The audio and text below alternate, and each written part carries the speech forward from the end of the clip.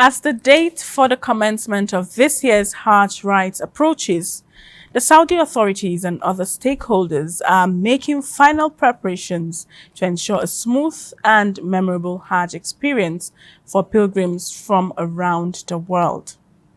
And youths in Kaduna State are becoming employers of labor by turning waste to fortune using locally sourced materials. Plus, Yenagoa, the Bayelsa state capital, faces significant environmental and health challenges due to stagnant water, which could lead to possible malaria outbreaks and flooding, necessitating strict enforcement of environmental laws and effective drainage systems. Hello and thanks for joining us on the Correspondents this week. The program always promises to be educative and enlightening. I am Zenret Dingmun. Thanks for joining us. We begin with the 2025 Hajj. And as the date for the commencement of this year's Hajj rites approaches, the Saudi authorities and other stakeholders are making final preparations to ensure a smooth and memorable Hajj experience for pilgrims from around the world. Now, correspondent Jamilu Ibrahim, currently in Mecca, provides an overview of the Hajj operation, focusing on the Nigerian pilgrims. The preparation for the 2025 pilgrimage in Saudi Arabia by the National Hajj Commission of Nigeria, which commenced immediately after the last year's Hajj, is gradually reaching its pinnacle with the completion of the airlift of about 42,000 Nigerian intending pilgrims to the Holy Land. Thank Allah for concluding our airlift safely and successfully with the help from Allah subhanahu wa ta'ala first, then they work as a team, as a one family, cooperating each other so to get very good result. So we are happy for that, and we pray Almighty Allah to continue helping us to succeed the rest of the operation, inshallah. More than 95% of the pilgrims are currently in Medina, having completed their stipulated period of stay in Mecca. As usual, the National Hajj Commission of Nigeria, in collaboration with the State Pilgrims Welfare Boards and Commissions, has made various arrangements towards ensuring the welfare and well-being of the pilgrims in the Holy Land. But the accommodation and the feeding arrangements, especially in Medina, seem to have stood out in this year's preparation. Accommodation is good. We are very close to Masjid al-Nabawi, so we've been observing all our salats there, mashallah. The Hajj permit, popularly called Nusuk card, obviously remains the burning issue this year. The Saudi authority maintains that it is a mandatory requirement for all the pilgrims from across the globe. This informed the decision of the National Hajj Commission of Nigeria to strengthen collaboration with the relevant stakeholders in the struggle to ensure that all the Nigerian contingent get the Nusuk cards before the commencement of the major Hajj rites. That they went through last year before most of the pilgrims get their card, towards even a day or a night, some hours to Mina. They found it very difficult. So now they shifted it to Medina, and everything is now moving. The state officers there, they are putting in an effort to make sure that they collect all their Nusuk card before they leave Medina. Another distinctive arrangement made for this year's Hajj is that of the engagement of a Saudi service provider to specifically provide catering services for the private tour operators pilgrims at the sacred sites of Muna, Arafat and Muzdalifah. The Nahakon officials in Mecca have already inspected and tested samples of the food to be provided to the affected pilgrims. Other innovations that characterize this year's Hajj operation are the introduction of Medina Dashboard and a digitalized flight manifest by the Nahakon ICT unit. So that pilgrim release is that 48 hours before departure, you can log into the system. That is the tour operator, the travel agent, can log on and request. We at the Nahakon here, we will see. And once we see, we'll pull out the real data from the system. Then we fill it and we now process it to the field offices. With the declaration of Thursday, 5th June at this year's Arafat Day, the Saudi authority and other relevant stakeholders are making last-minute preparations for a smooth Hajj experience. To this end, the Nahakon has formally taken over the upgraded tents allocated to the Nigerian pilgrims at Muna and Arafat, preparatory to the arrival of the pilgrims there. From the holy city of Mecca in the Kingdom of Saudi Arabia, Jamilu Ibrahim reporting for for Correspondents. Now, Jamilu Ibrahim is not yet done as he joins us via Zoom from the Kingdom of Saudi Arabia. It's great to see you, Jamilu, on the Correspondents, and Hajj Mabrur. Thank you, Zirat. Okay, let's begin this way. What is the current status of the 2025 pilgrimage under the National Hajj Commission of Nigeria, and how many Nigerian pilgrims have been airlifted to the Holy Land so far? Thank you, Zirat. Viewers, you are reaching us live from the holy city of Mecca in the Kingdom of Saudi Arabia. The airlift of Nigerian pilgrims to the Holy Land for the 2025 Hajj commenced on 9th May 2025 with the inaugural flight in Ore, Imo State, and some other flights that took off almost simultaneously from Nigeria to the Muhammad ibn Abdulaziz International Airport, Medina. And the airlift continued successfully and smoothly, and it ended recently with the airlift of the last batch of the pilgrims. Currently, more than 52,000 Nigerian pilgrims have been so far airlifted to the Holy Land, and about 95% of these pilgrims are currently in Mecca, having completed their period of stay in Medina. And virtually all of them have already observed the lesser Hajj Umrah preparatory to the commencement of the major Hajj rites scheduled for 4th June 2025. That is the situation as far as the airlift of the Nigerian pilgrims and the number of pilgrims so far airlifted are concerned. Okay, Jamilu, what other arrangements have the National Hajj Commission of Nigeria made for the welfare and well-being of the pilgrims? As usual, it is the duty of the National Hajj Commission of Nigeria to make provision in terms of accommodation and feeding for the Nigerian pilgrims in the holy city of Medina, while the state pilgrims commissions and boards take care of these all-important services in the holy city of Mecca. So, as usual, the National Hajj Commission of Nigeria has done that, especially in the area of accommodation, by accommodating all the pilgrims from across the country on hotels that are very close to the Haram.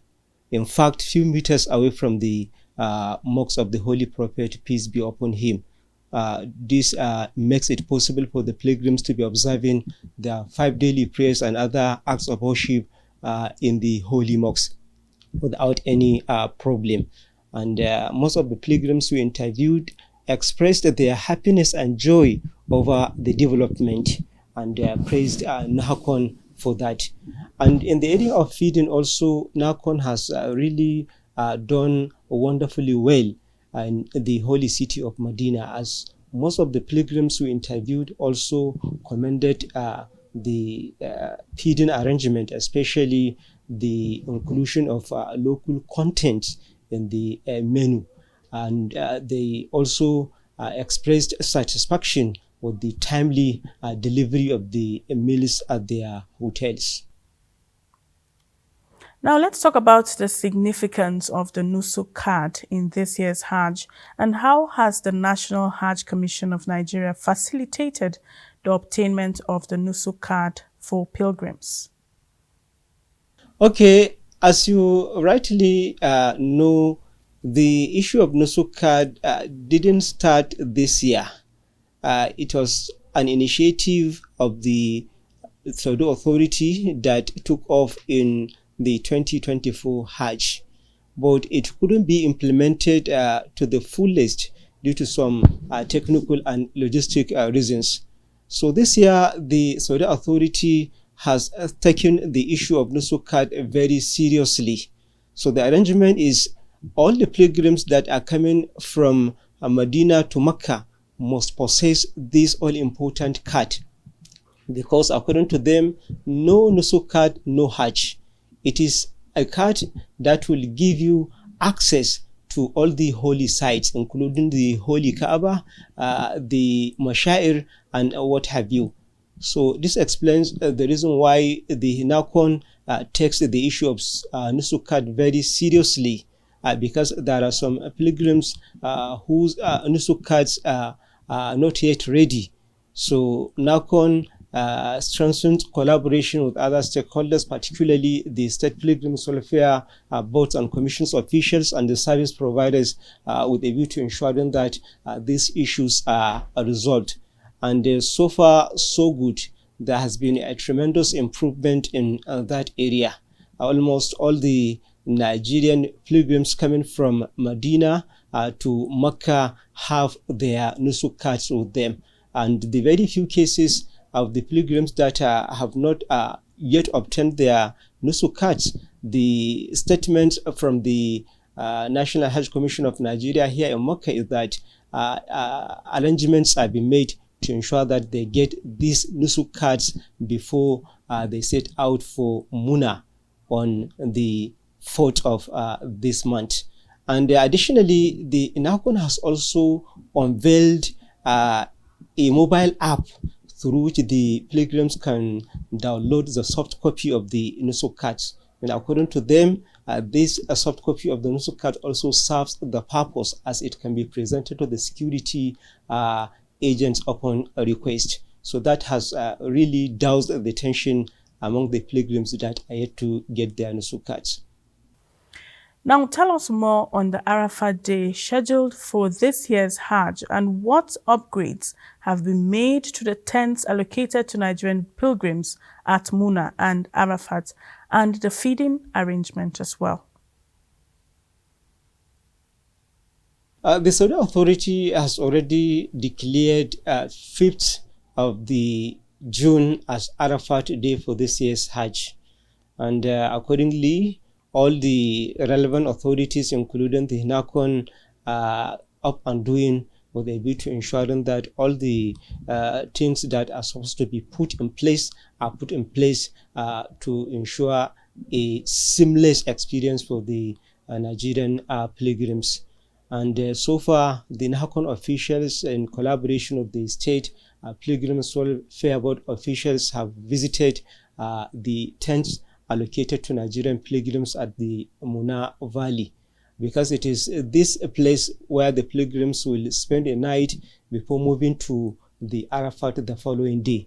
So they inspected these tents that are allocated to Nigerians, and they have expressed satisfaction with the level of upgrade made to the tents, especially in the area of cooling system, because it is predicted that this year the temperature will be very high during the Mashair exercise. So the cooling system has been upgraded, and this has been really assisting, especially in the area of ensuring the comfort of the pilgrims during their stay at the Muna, because after the Arafat, the pilgrims are expected to come back to the Muna to spend 2 to 3 days, during which they will perform the symbolic stoning of the devil. So arrangements have been almost completed to ensure that Nigerian pilgrims get seamless experience throughout their period of stay at the Muna Valley. Also, in the area of food, the NACON officials have given assurance that adequate arrangement has been made in that regard, and there is no cause for alarm at all. Okay, before we let you go, Jamilu, can you share your general experience on this year's Hajj?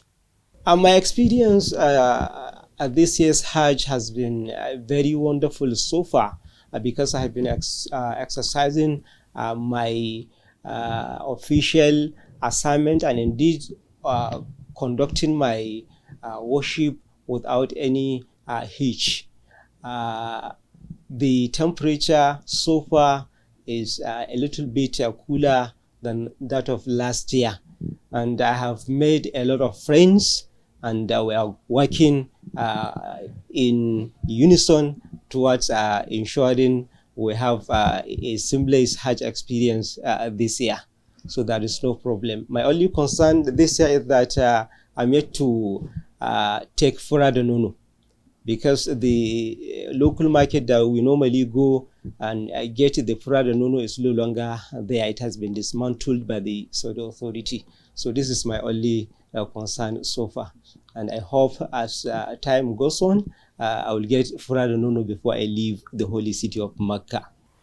Thank you so much, Jamilu, for this insightful information. Wishing you and all Nigerian pilgrims there a successful Hajj. Thank you, Zimrat. Now let's take a break. There will be more reports shortly. Join us again.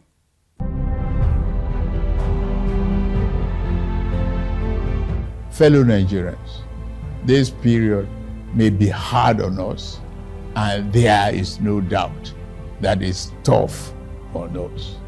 But I urge you all to look beyond the present temporary pains and aim at the larger picture. All our good and helpful plans are in the works. More importantly, I know that they will work.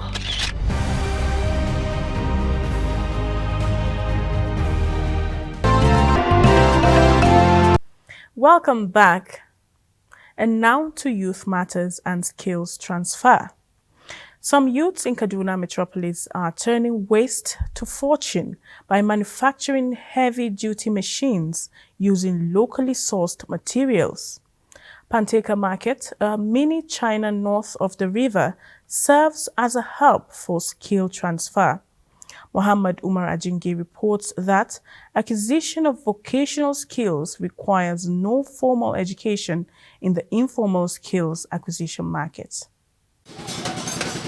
This is a market where innovation is born not from blueprints, but from bare hands and bold ideas. Here, the hammer meets hoe. Thousands of artisans bend, weld, and forge new life into scraps, transforming dumped fragments into functioning machines. Aliuya melts and casts aluminium brass here. We melt and cast off aluminium, scrap, and bronze and brass. Found the pattern of any spare part of is either aluminium or brass or samples. Then we put it in the sun, we cast it. The skill acquisition program is not only tackling the issues of unemployment here at Panteka Market, but reviving the culture of craftsmanship in Kaduna State.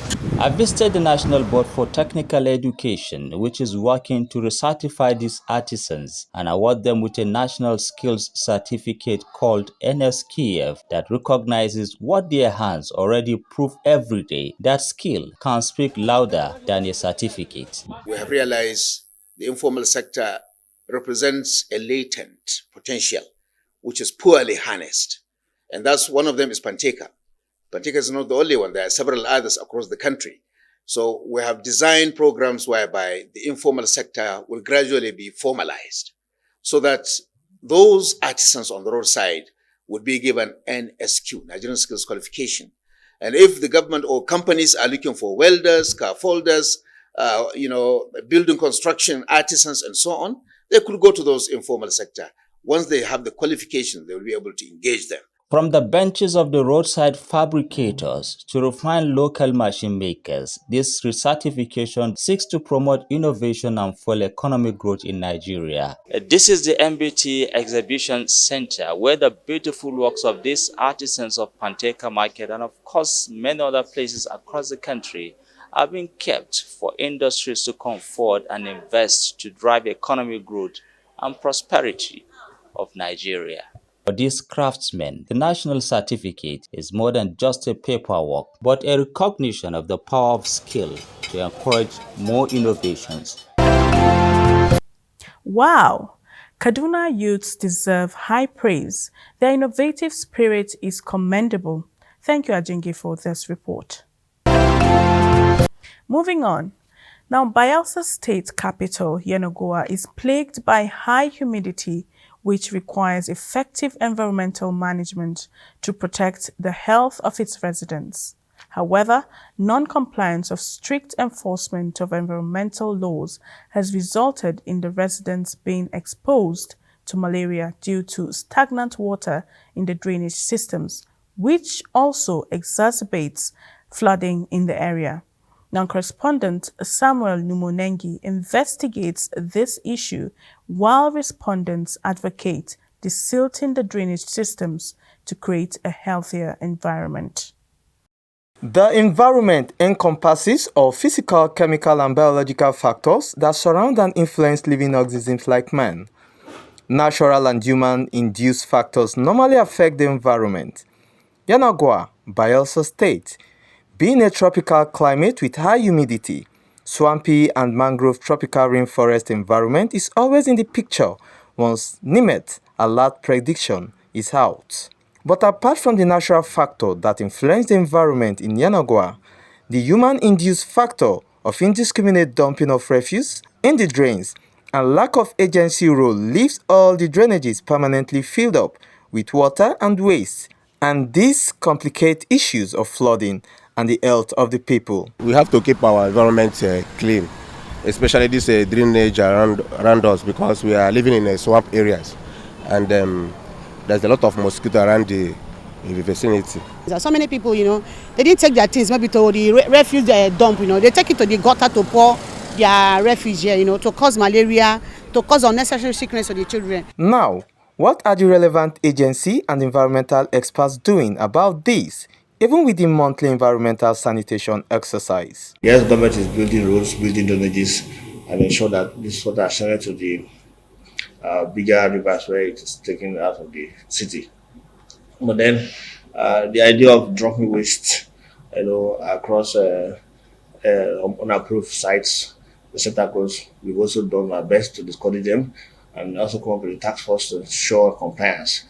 Every store owner, any person living by the side of a gutter or drain, not those big ones, those big ones, leave them, government can take care. But the one right in front of your store, in front of your house, you allow people to come and dump solid waste, you'll be held accountable.